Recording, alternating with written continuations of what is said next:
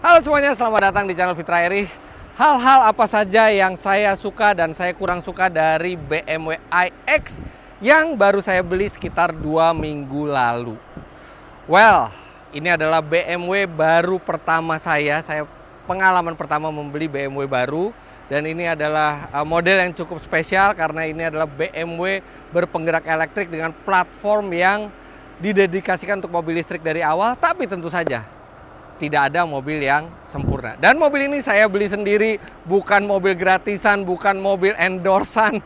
Jadi kita bisa nilai secara jujur apa saja yang saya suka dan apa saja yang saya kurang suka dari mobil ini. Serta report singkat setelah 2 minggu pemakaian. Karena kan itu benar-benar impresi pertama. Dan apakah mobil ini memenuhi ekspektasi saya sebagai konsumen.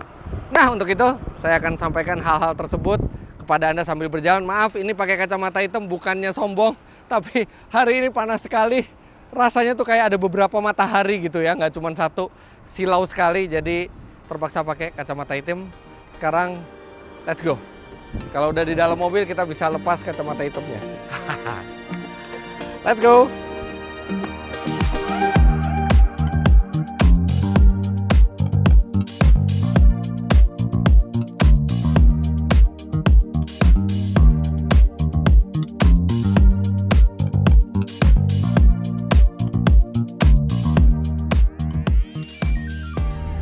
Oke, jadi mobil ini belum jauh ya saya pakai ini.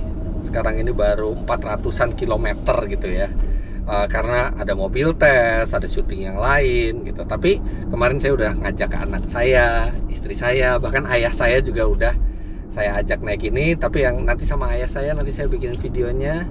Yang sama istri nanti aja ya pas liburan gitu ya. Soalnya kemarin juga malam dan cuman jarak dekat gitu.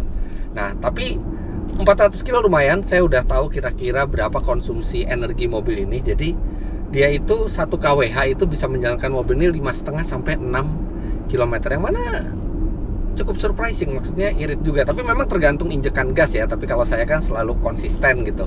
Injek gas tuh nggak pernah yang serabutan. Ya mungkin kalau lagi test drive kita brutal gitu ya. Tapi kalau udah pakai normal kan gas itu relatif konsisten. Nah, artinya jarak tempuhnya itu realnya itu sekitar 380 sampai 420 km. Bukan realnya lah, di atas kertas ya. Tapi suatu waktu saya juga pengen nyoba ini, pengen nyoba bener-bener sampai dihabisin sampai habis bis gitu. Berapa ya? Tapi artinya di kisaran 400 km, klaimnya BMW 425 km, jadi ya deket lah. Nah, cuman yang menarik, BMW besar, tenaganya juga besar, tapi dengan konsumsi listrik seperti itu, artinya per kilometer dia cuma 300 rupiah. Jadi kalau misalnya Anda berjalan 1000 kilo gitu ya, 1000 kilo itu kan artinya udah dekat ke Bali, ya itu butuh listrik cuma 300 ribu rupiah, karena per kilometernya cuma 300-an rupiah, murah sekali. Nah, kemudian mobil ini juga selalu saya charge di rumah gitu ya, karena charge di rumah itu di 7,7 kW, walaupun yang masuk ke mobil itu 6000 watt gitu ya, tapi itu udah cukup ketika saya tidur di rumah. Itu paginya bisa sudah penuh lagi. Enak lah, seperti normalnya mobil listrik gitu ya. Jadi habit mobil listrik itu sama aja, dari mobil yang paling murah sampai yang mahal, semua ngecharge di rumah paling enak. Nah, kemudian karena ini udah 400 kilo juga, udah lumayan cukup bagi saya buat tahu hal-hal apa saja yang saya suka dan hal-hal apa saja yang saya kurang suka dari mobil ini. Ada 10 masing-masing. Ada 10 hal yang saya kurang suka, ada 10 hal yang saya suka. Kita selang-seling ya. Kita mulai dari yang saya tidak suka pertama. Yang pertama saya tidak suka adalah tidak ada tirai belakang. Ya, jadi tidak ada tirai belakang di sini yang walaupun manual tapi akan membantu untuk misalnya cuaca panas seperti ini atau kita ingin lebih privacy gitu, tapi tidak ada sama sekali. Sekarang kita masuk ke kelebihan. Yang pertama yang sangat memukau saya adalah suasana dan aura kabinnya. Benar-benar bikin gak bosen di jalan. bikin kita selalu merasa berada di mobil yang spesial. Desainnya tidak sama seperti BMW yang lain. Kemudian desainnya indah, setirnya heksagonal. Dan ini enak juga setirnya ini digunakan, dan kristal-kristal di semua tuas-tuas, seperti di tuas electric seatnya, memorinya, tuas iDrive-nya, tuas transmisinya, volume gitu ya. Itu bikin jadi terasa mahal gitu. Dan mobil ini juga lega, baik di depan maupun di belakang, serta visibilitasnya itu sangat baik. Dashboardnya itu rendah sekali. Jadi itu hal pertama yang saya suka. Suasana dan aura kabinnya luar biasa. Lanjut ke yang saya kurang suka berikutnya adalah suara tutup pintu mobil ini. Ya, biasanya yang khas dari sebuah BMW itu kalau nutup itu mantep ya, jelep. Tapi mobil ini enggak, suara tutup pintunya enggak seindah BMW lainnya. Mungkin juga karena dia frameless ya, saya nggak tahu. Tapi yang jelas kalau kita tutup ada kayak getaran sisa gitu, nggak yang jelep gitu. Kalau kita pelan, enak. Nah, jelep. Tapi kalau kita kencang, nah, ada sisanya gitu. Nah, tapi uniknya, yang di belakang suaranya lebih mantap. Jelep. Tapi yang di depan, kurang BMW suaranya. Ya, tapi untungnya dia ada vacuum closing door, jadi kita tinggal taruh seperti ini, dia bisa ditarik vakum. Hal berikutnya yang saya suka adalah tenaga dan torsinya yang besar. 322 HP, 630 Nm, bikin kapan saja di mode berkendara apapun. Ini bukan di mode sport, kalau kita injak gas langsung instan. Makanya 0-100 km/jam dalam 6,1 detik itu adalah angka yang sangat cepat untuk SUV yang sebesar ini. Lanjut ke hal yang tidak saya suka berikutnya adalah mobil ini tidak punya front trunk alias frunk. Biasanya di banyak mobil listrik itu kita bisa buka kap mesin, karena dia mesinnya lebih ringkas dibandingkan mesin biasa. Ada space yang cukup besar untuk kita meletakkan barang, disebut sebagai frunk atau front trunk, bagasi depan gitu. Tapi ini enggak. Ini tidak bisa dibuka dengan mudah, hanya mekanik BMW yang bisa ngebuka. Well, sebenarnya kita bisa ngebuka, tapi dia tidak ada mekanismenya dan sulit, harus 2 orang, tidak ada pengganjalnya dan tidak ada penyimpanan juga. Satu-satunya yang bisa dibuka oleh kita sendiri dari depan ini hanya sini. Tapi ini kita nggak bisa masuk barang apa-apa. Ini cuman air wiper aja. Hal berikutnya yang saya suka adalah fakta bahwa mobil ini dibangun dari platform yang sejak awal didedikasikan sebagai mobil listrik, dan itu terasa dari efisiensi ruangnya serta desainnya yang tidak sama dengan BMW lainnya. Dan selalu yang namanya platform khusus untuk sebuah mobil elektrik itu dia benar-benar sudah dibikin sesuai kebutuhan mobil elektrik. Tempat untuk motor listrik sudah ada, tempat buat baterai sudah ada, tidak perlu lagi ada tempat buat tangki bensin, sehingga bagasinya juga lega. Jadi kenapa makanya saya pilih mobil ini bukan i4, bukan i7, karena ini satu-satunya mobil listrik BMW yang saat ini dijual yang dia benar-benar dedicated platform. Hal yang saya kurang suka berikutnya adalah jok belakang tidak bisa reclining. Sebenarnya duduknya udah cukup rebah ya, tapi akan lebih nice lagi kalau kita perjalanan jauh, kita bisa lebih rebah lagi sehingga lebih enak buat beristirahat. Apalagi di sampingnya juga sudah ada sandaran yang empuk, tapi sayangnya tidak ada mekanisme apapun untuk merebahkan lagi bangku belakang ini. Jadi ya sudah stuck satu posisi. Hal berikutnya yang saya suka adalah sistem regeneratif brakingnya yang lengkap modenya. Jadi regeneratif braking itu kan mengubah dari energi kinetik gerak menjadi listrik supaya listriknya itu bisa dimasukkan lagi ke baterai, memperpanjang jarak tempuh. Nah, biasanya kalau di mobil biasa itu kan ya ada mode yang tanpa regeneratif, mild, medium, atau strong gitu ya. Ini semuanya ada. Itu semua tadi ada, ditambah lagi dia bisa one pedal driving. Jadi kita tinggal masukkan tuas transmisi ke B, dia akan langsung berubah. Ketika kita angkat gas, dia akan meluncur sampai berhenti. Dan satu yang selalu saya pakai adalah mode adaptif. Jadi dia bekerja sama dengan sistem radarnya. Ketika saya lepas gas dan dia tidak melihat ada mobil di depan, dia akan meluncur menjaga momentum. Ketika ada mobil di depan dan kita mendekati mobil itu, dia akan memperlambat mobil dengan sistem regeneratif brakingnya. Jadi kita bisa menjaga jarak aman sekaligus kita menambah listrik. Hal berikutnya yang saya kurang suka dari mobil ini adalah untuk Indonesia tidak menggunakan sistem 4-wheel steering. Jadi ketika kamu terbalik, ya agak lebar gitu ya, nggak bisa lincah banget mobil ini ketika bermanuver, apalagi dia juga ukurannya besar gitu ya. Jadi kalau lewat jalan-jalan agak sempit ya lumayan sedikit merepotkan. Hal yang saya suka berikutnya adalah bagaimana BMW memberi suara untuk mobil ini. Banyak pabrikan mobil listrik itu memberi suara artificial supaya menambah adrenalin dan membuat berkendara itu lebih asik gitu ya, ada suara tiruan. Tapi BMW nggak asal memberikan suara, tapi bekerja sama dengan musisi ternama yang sudah mengerjakan sejumlah soundtrack untuk sejumlah film yang keren-keren, yaitu adalah Hans Zimmer. Jadi kita bisa aktifkan suara Hans Zimmer itu, dan ketika kita akselerasi, suaranya akan seperti ini.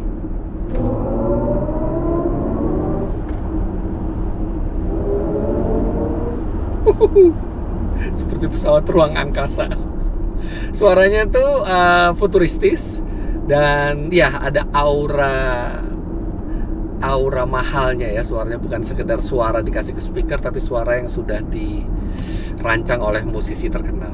Oke, kita masuk ke hal berikutnya yang kurang saya suka adalah tidak ada pegangan tangan di sini, atau kalau orang-orang Amerika bilangnya oh shit bar, yang kalau dia takut dia pegangan atau sekedar untuk membantu kita masuk dari luar atau untuk sebagai sandaran tangan saja, itu tidak ada sama sekali di mobil ini.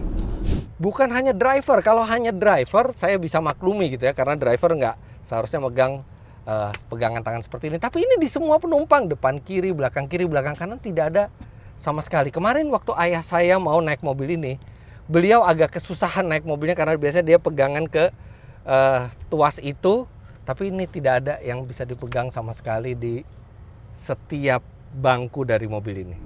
Hal berikutnya yang saya suka dari mobil ini adalah rangka serat karbon fiber monocoque. Ini keren banget sih emang. Dilihatnya tuh keren sekali, dan kita tahu ini teknologi yang tinggi, yang sangat ringan dan kuat dan juga mahal gitu, kelihatan mahal sekali di sini. Baik kita buka pintu depan, kita buka pintu belakang, ini lebih besar lagi, lebih banyak lagi terekspos karbon fibernya, atau ketika kita buka bagasi, serat karbon semua. Ini bikin ketika kita buka pintu selalu merasa ini adalah mobil yang spesial. Masuk kita ke hal yang saya suka berikutnya adalah pintu frameless. Keren kan? Lihat, seperti pintunya mobil sport, baik di depan maupun di belakang. Tidak ada frame lagi karena mungkin bodinya juga sudah rigid, jadi tidak perlu lagi frame di pintu, bikin tampilannya jadi unik dan sporty. Lanjut ke hal yang kurang saya suka berikutnya adalah headrest yang tidak bisa diatur sama sekali. Baik bangku depan maupun belakang tidak ada yang bisa disetel headrestnya.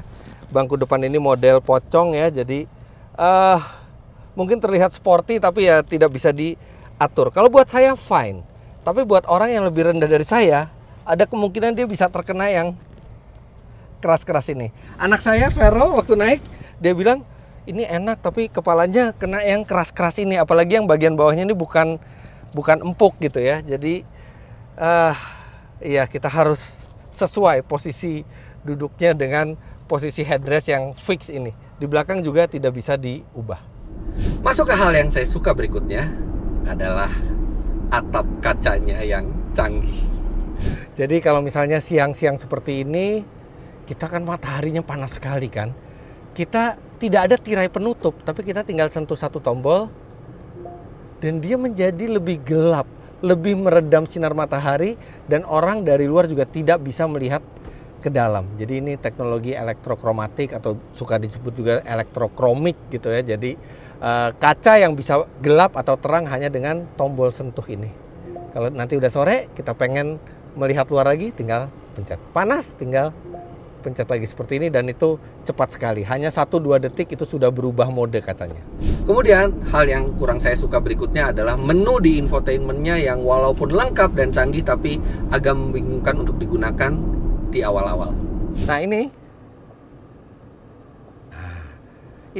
menunya seperti di Windows ya. Oke, ini bisa di rolling seperti ini gitu ya. Kita bisa all apps seperti ini. Nah ini banyak sekali menunya, tapi ikonnya itu random gitu, acak. Memang ini ikonnya bisa dipindah nih. Kita bisa pindah ke sini, kita pindah ke sana gitu. Tapi memang di awalnya cukup membingungkan dan kita harus belajar satu-satu nih di dalamnya ada apa aja karena sangat banyak gitu ya. Keren sih model tablet seperti ini, tapi tidak se-user friendly biasanya entertainment BMW. Kelebihan berikutnya yang saya suka adalah sistem semi-autonomous level 2-nya dari mobil ini. Jadi mobil ini bisa ada adaptive cruise control, ada lane keep assist, dan dia sangat halus baik mengegasnya, mengeremnya, atau belok-beloknya. Dan kalau saya perlu memegang setir, tidak perlu dibelokkan, hanya perlu disentuh. Jadi benar-benar sangat nyaman untuk perjalanan jauh. Masuk ke hal berikutnya yang saya kurang suka dari mobil ini adalah washer wipernya yang setelah digunakan itu selalu meler. Oke, jadi pada saat kita menarik tuas wiper untuk mengeluarkan air itu keluarnya dari blade wiper sehingga rapi sekali. Itu nggak ada masalah. Seperti ini. Nah itu, rapi sekali kan, dia keluarnya tuh dari blade wipernya. Tapi masalahnya adalah setelah kita selesai. Oke, dia 3 kali dulu. Oke, sekarang dia selesai. Lihat, meler. Oke, dan ini mengganggu pandangan. Saya hapus lagi. Meler lagi. Nah, nggak selesai-selesai itu. Harus sampai menunggu beberapa menit, disekal lagi, baru nggak ada meler dari atas. Last but not least, hal yang paling saya suka dari BMW iX ini adalah pengalaman berkendaranya. Yes, ini adalah sebuah SUV. Yes, ini adalah sebuah mobil listrik, tapi tetap ini adalah sebuah BMW. Semuanya terasa pas. Dari mulai posisi duduknya yang sangat ergonomis, kemudian penyaluran tenaganya yang natural, handlingnya yang sangat presisi walaupun mobil ini besar dan berat, suara dari Hans Zimmer, kemudian sistem semi autonomousnya, audionya yang sangat keren dari Harman Kardon, itu membuat pengalaman berkendara dengan mobil ini sangat tidak membosankan dan addicting. Rasanya tuh pengen gitu setiap hari tuh pakai mobil ini, karena mobil ini udah paket lengkap. Ke semua medan bisa all wheel drive, nyaman, fiturnya lengkap, dan sangat fun to drive untuk ukuran mobil jenis dan sebesar ini. Jadi bagaimana setelah 2 minggu merasakan mobil ini? Apakah keputusan yang benar beli iX? Well, yes, mobil ini memenuhi semua ekspektasi saya. Ya, karena saya juga udah pernah nyoba mobil ini. Mobil ini benar-benar one of the best electric car. Salah satu electric car terbaik yang ada di pasar Indonesia sekarang. Platform dedicated, bentuknya keren luar dalam, dan still sebuah BMW fun to drive. Benar-benar ini salah satu mobil terbaik yang pernah saya punya.